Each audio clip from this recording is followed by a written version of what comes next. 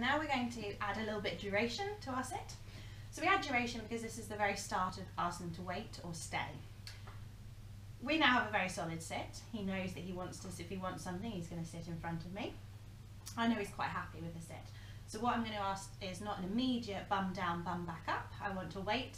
I want him to give me a second and a half, 2 seconds, whatever it takes, just to start adding that duration into his sit.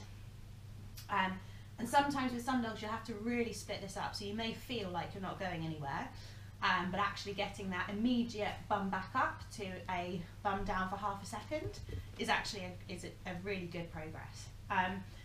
And then we just add it on. The first few seconds, the first 5 seconds are generally the hardest. Once you get to 5-10 seconds, you can actually ramp it up, and there's 10-second intervals. So you can get to 3, 4, 5 minutes out of sight stays quite quickly if you set this up early on.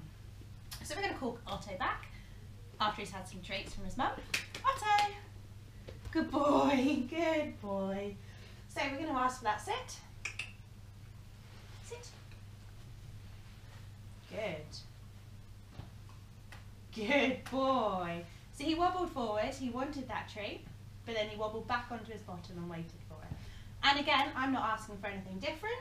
I'm going to praise that stay that he's giving me.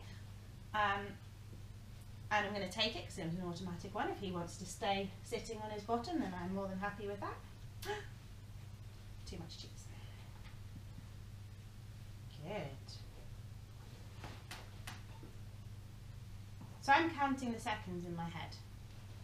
So you can count them out loud. It might disturb the dog. So if you're just counting how many seconds you're doing is a really good way of keeping track of exactly how long and keeping the progress going.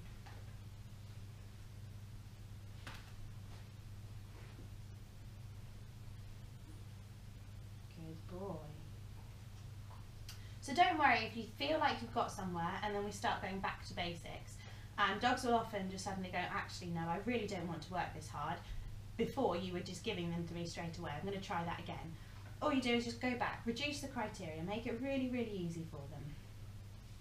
Because basically they only learn if they get this right. So we need to make sure they're getting it right.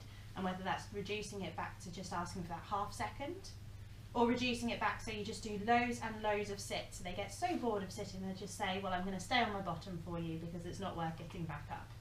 That's fine as well. We will get there. Every dog will learn to do this, even the really jumpy ones. So once you've got a really strong duration, so what you need to do to add a little bit of distance is reduce the criteria. So good boy, sit. And yes, this doesn't feel like much distance there, but that's twice the distance I was before. So don't push this too much with puppies. They needs to be easy. They need to be getting it right. So it's a really high rate of reinforcement.